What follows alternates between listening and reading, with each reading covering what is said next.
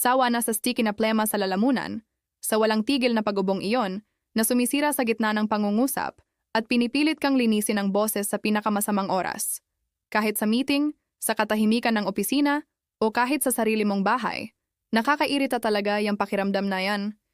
Naniniwala ka sa akin, alam ko ang nararamdaman mo. Ilang linggo, buwan, o baka taon mo nang nararamdaman yang parang may nakabara na hindi nawawala. Kahit lumunok ka, umubo, o uminom ng maraming tubig, sigurado nag-try ka na ng lahat. Tsaa ng luya at kalamansi, syrup na nangangako na tatanggalin ang plema, litro-litrong tubig. At sa pinakamabuti, pansamantala lang ang ginhawa, ilang minuto lang. Tapos bumabalik ulit ang pagkabigo ng buong lakas. Matutulog ka sa gabi at nandyan pa rin, nakakaistorbo, nagdudulot ng tuyong ubo na nakawin ang tulog mo. Gigising ka at una mong gagawin ay tumakbo sa banyo para umubo at linisin ang lalamunang hindi kailanman nakakaramdam na lubos na malinis. Nakakapagod, nakaka-frustrate at pinapaisip ka, ano ba ang mali sa akin? Bakit wala talagang gumagana? Ang hindi alam ng marami at marahil hindi ipinaliwanag sa mabilis na konsultasyon ay halos hindi naman respiratory problem ang plema na, yan. Hindi ito walang katapusang sipon o basta allergy lang. Ito ay isang distress signal. Ang lalamunan mo mismo ay sumisigaw ng tulong. Bilang doktor, nakikita ko araw-araw yung frustration na yan sa aking konsultasyon. Mga pasyenteng dumadating na desperado, akala may chronic infection o rare disease. Pero ang totoo, iba talaga. At ang dahilan kung bakit wala talagang gumana ay dahil sinusugod mo ang sintomas, hindi ang tunay na dahilan. Parang pinupunasan mo ang sahig habang bukas pa ang gripo. Manatili ka rito dahil sa video na ito, hindi ko ibibigay ang isa pang home remedy na kulang. Ihahayag ko sa'yo kung sino talaga ang salarin ng walang katapusang plema na yan. Ipapakilala ko sa'yo ang tahimik na kaaway na nagtatago sa mismong katawan mo at higit sa lahat, bibigyan kita ng malinaw at praktikal na plano, hakbang-hakbang, para sa wakas ay mabuwag mo ito at makahinga kang maluwag muli. Tinitiyak ko sa'yo, mas simple ang solusyon kaysa sa inaakala mo kapag naintindihan mo na kung kanino ka lumalaban. Bago tayo magpatuloy, sabihin mo sa comments kung taga saan ka sa mundo at gaano katagal mo nang kinakaharap yang plema na yan. Gusto kong malaman mo na hindi ka nag-iisa rito at ang kwento mo ay nakakatulong sa lahat para matanggal ang mga maling akala. Bakit mali ang laban mo? Bago ko ihayag ang salarin, kailangan muna nating maglinis, pero hindi sa lalamunan mo, kundi sa maling ideya at mito na nagpapanatili sa'yo sa cycle ng mga remedyong hindi gumagana. Kung pamilyar sa'yo ang sasabihin ko, malamang nahulog ka sa isa sa mga bitag na ito. Mito Bloomer 1. May sipon o trangkaso ako na hindi nawawala. Una mong iniisip yan, di ba? May plema, umuubo ka. Parang sipon. Pero ang problema, may life cycle ang karaniwang sipon mula sa virus. 7, 10, maximum 15 araw lang. Bukod pa rito, karaniwang may baradong ilong, bahing, panghihina, o lagnat. Pero sa'yo iba. Ang plema mo ay nananatili ng linggo o buwan at wala kang ibang sintomas. Kung higit sa 3 o 4 na linggo ka ng ganito, halos siguradong hindi basta virus yan, chronic ito, hindi acute. Mito Bloomer 2. Baka rare allergy to. Ito ang pangalawang hinto.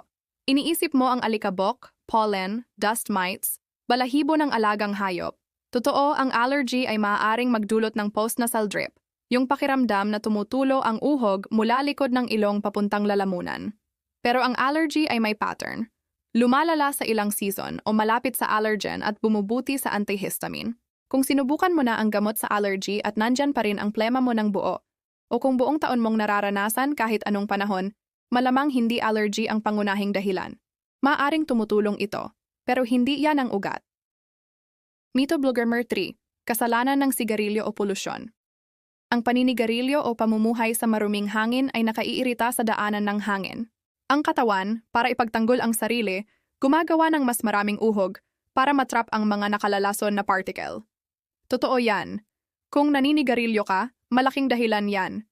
Pero sa konsultasyon ko, nakikita ko ang daan-daang pasyente na hindi kailanman nanigarilyo, nakatira sa malinis na lugar, pero may ganitong plema pa rin. Para sa kanila, at baka sa'yo rin, hindi sapat ang paliwanag na yan. Mito Beginner 4. Matanda na ako. Normal yan. Totoo na sa pagtanda, nagbabago ang tissues at ang mga mucous membrane ay maaaring maging mas tuyo, kaya mas makapal ang plema. Pero hayaan mo akong maging malinaw. Ang buong araw na pag-ubo at paglinis ng lalamunan ay hindi normal na bahagi ng pagtanda. Hindi yan dapat tanggapin mo na lang. Ito ay sintomas ng imbalance at may dahilan na maaari at dapat gamutin. Ang pag-normalize ng chronic discomfort ay isa sa pinakamalaking pagkakamali sa kalusugan natin. Kaya kung hindi sipon, hindi allergy, hindi lang ang kapaligiran o edad, ano ba talaga yan? Saan ang gagaling yang peste na yan sa lalamunan mo nang walang paanyaya? Para sa karamihan, magugulat ka dahil hindi nagsisimula sa kung saan mo iniisip. Hindi sa baga, hindi sa ilong. Ang pinagmulan ng problema sa lalamunan mo ay nasa tiyan mo. Ang malaking revelation, ang tahimik na kaaway at ang lihim nitong sandata. Dito nagsisimulang magkaroon ng saysay ang lahat at mauunawaan mo kung bakit wala talagang gumana. Ang kaaway na tinutukoy ko ay magnanakaw na gumagala sa gabi, tahimik, na saboteur. Ang technical name nito ay refluxo laryngopharyngeo, LPR, pero gusto ko itong tawaging tahimik na refluxo. Baka kapag narinig mo ang refluxo, naiisip mo ang heartburn, yung init na umaakyat sa dibdib. Pero eto ang susi. Ang tahimik na refluxo ay iba. Mahigit 50% ng mga may ganito ay walang nararamdamang heartburn, zero na init. Kaya tahimik at mahirap i-diagnose. Isipin mo na ang tiyan mo ay pressure cooker na puno ng gastric acid, super corrosive na likido para matunaw ang pagkain. Sa pagitan ng tiyan at esophagus may valve, muscle na tinatawag na lower esophageal sphincter. Simple lang trabaho nito. Nagbubukas para makapasok ang pagkain at sumasara ng mahigpit para hindi makatakas ang acid. Ngayon, paano kung hindi maayos ang pagsara nito? Maaaring dahil sa kinakain mo, stress, sobrang timbang. Sa araw, tinutulungan ka ng gravity na manatili sa lugar ang lahat. Pero nagsisimula ang problema kapag humiga ka. At ito ang revelation, hindi kailangan ng malaking daloy ng liquid acid na umakyat. Ang umaakyat ay mas panayad at mas nakakasira, acidic vapor. Parang makamandag na fog na umaahon sa esophagus mo habang natutulog ka nang hindi mo namamalayan. Ang fog na yan ay sobrang manipis kaya nakakaraan pa sa pangalawang valve sa itaas at nakakarating sa super sensitive at walang proteksyon na lugar. Ang larynx kung saan naroroon ang vocal cords at ang pharynx, ang likod ng lalamunan mo. Hindi tulad ng tiyan mo, ang lalamunan mo ay hindi idinisenyo para tiisin ang acid. Parang chemical burn na patuloy na nangyayari gabi-gabi. At ngayon ang huling piraso ng puzzle. Ano ba talaga ang plema? Yung plema na kinamumuhian mo ay hindi ang problema. Ito ang solusyon ng katawan mo. Ito ang desperate response ng lalamunan mo para maprotektahan ang sarili mula sa chemical attack na yan. Kapag nasunog ng acidic vapor, ang tanging magagawa ng lalamunan mo ay gumawa ng makapal na layer ng mucus. Yang plema ay shield, protective balm. Katawan mo ang sumusubok na patayin ang apoy, kaya hindi gumagana ang mga syrup, kaya hindi nalulutas ng tsaa ang ugat. Sinusubukan mong tanggalin ang shield nang hindi pinipigilan ng umaatake. Ang constant na pag-ubo ay pagtatangka mong linisin ang shield, pero dahil patuloy ang atake, gumagawa lang ulit ang katawan. Vicious cycle na nakakapagod. Ang lihim na sandata, ang pepsin, pero mas lumalalim pa. Hindi lang acidic vapor ang umaakyat. May pasahero ito, secret weapon na tinatawag na pepsin. Ang pepsin ay enzyme mula sa tiyan na ang tanging misyon ay i-break down ang proteins sa pagkain. Parang Pac-Man na idinisenyo para kainin ang proteins. Sa tahimik na refluxo, sumasama ang enzymang yan sa vapor at nananatili sa lalamunan mo na parang landmine na hindi pa sumasabog. Pwede itong manahimik pero may switch para mag-on. Ano yon? Kahit anong acidic, yung kape sa umaga, soft drink sa hapon, suka sa salad, orange juice na akala mo healthy. Tuwing may acidic na humahawak sa lalamunan mo, nagigising ang pepsin na nandyan na. At nalilito ito, sinisimula ng trabaho nito, digest proteins, pero walang pagkain, kaya ano ang kinakain nito? Ang proteins ng mismong lalamunan mo. Sa microscopic level, kinakain nito ang sarili mong tissues. Nagpanik ang katawan at sumisigaw, may atake, gumawa ng mas maraming mucus, mabilis, mas makapal na shield. Yan ang dahilan kung bakit dense at sticky ang plema mo. Kaya may morning hoarseness. Ang vocal cords mo ay nagmarinade sa acid at nararamdaman mo yung bukol sa lalamunan. Puro inflammation yan. Ngayong kilala mo na ang kaaway, nagbago na ang target. Hindi natanggalin ang plema. Ang tunay na layunin ay pigilan ang refluho, in-neutralize ang pepsin, at hayaan ang lalamunan mo na maghilom. Kung nakatulong ito sa pag-unawa mo sa nangyayari sa'yo, mag-subscribe at i-on ang bell. Dahil ngayong natukoy na natin ang kaaway, pupunta na tayo sa pinakamahalaga. Ang battle plan para talunin ito. Ang battle plan, 10 practical na estratehiya para talunin ang tahimik na kaaway. Okay? Ngayong alam natin na laban natin ang tahimik na reflujo at pepsin, maaari na tayong lumaban ng matalino. Kalimutan ang magic remedies. Ito ay arsenal ng science-based at clinic-proven strategies. Mga pagbabago sa habits na tina-target ang ugat. Hinihiling ko na sundin mo ng may disiplina. Hindi kailangang gawin lahat agad, pero mas marami kang maisasama, mas mabilis ang resulta. Hatiin natin ang plano sa 4 na prente. Gabi measures, pagkain strategies, key habits, at natural supports. Prente 1. Gabi measures. Pinoprotektahan ang lalamunan mo habang natutulog. Ang gabi ang pinaka-vulnerable mong oras. Dito, pinakamalakas ang atake ng refluxo. 1. Gravity. Pinakamabuting kaalyado mo. Itaas ang head ng kama mo. Ito ang pinakamahalagang payo. Kung flat na flat ang tulog mo, parang highway mula dyan papuntang lalamunan. Kailangan ng slope. Ang pagtaas ng head ng kama ng 15 to 20 cm ay nagpapabor sa gravity. Paano gawin ng tama? Hindi pagsasalansan ng unan. Yun ay yumuyuko lang ang leeg mo at maaring lumala pa ang refluho. Buong upper body ang itataas. Ideal ay maglagay ng wooden blocks o makapal na libro sa ilalim ng paa ng headboard o kaya wedge pillow na hugis triangle. 2. Matulog sa kaliwang gilid. Maaaring kakaiba, pero may anatomical basis. Dahil sa hugis ng tiyan natin, kapag natulog sa kaliwa, nananatili sa mas mababang posisyon ang laman ng tiyan, malayo sa valve. Sa kanan naman, mas madali makatakas ang acid. Maliit na pagbabago, malaking epekto. Prente 2, pagkain strategies, dinidisarmahan ang kaaway mula sa kusina. Ang kinakain mo at kailan mo kinakain ay kritikal. 3. 3-hour rule. Night fast. Kailangan ng tiyan mo ng oras para ma-empty. Kung kakakain mo lang tapos matulog agad, recipe yan ng disaster. Sundin tong golden rule. Tapusin ang huling few. Kain, kasama snacks. Nang hindi bababa sa 3 oras bago matulog. Binibigyan mo ng oras ang digestive system mo. 4. Light dinner ang kaalyado mo. Ang hapunan dapat pinakamagaan na meal, hindi pinakamabigat. Malalaki at matatabang kain ay matagal matunaw. Pumili ng maliit na hapunan, lean protein tulad ng manok, isda, lutong gulay, complex carbs tulad ng quinoa o kamote. Iwasan ng pritong, creamy sauces, at mabibigat na dessert sa gabi. 5. Kilalanin at iwasan ang trigger foods mo.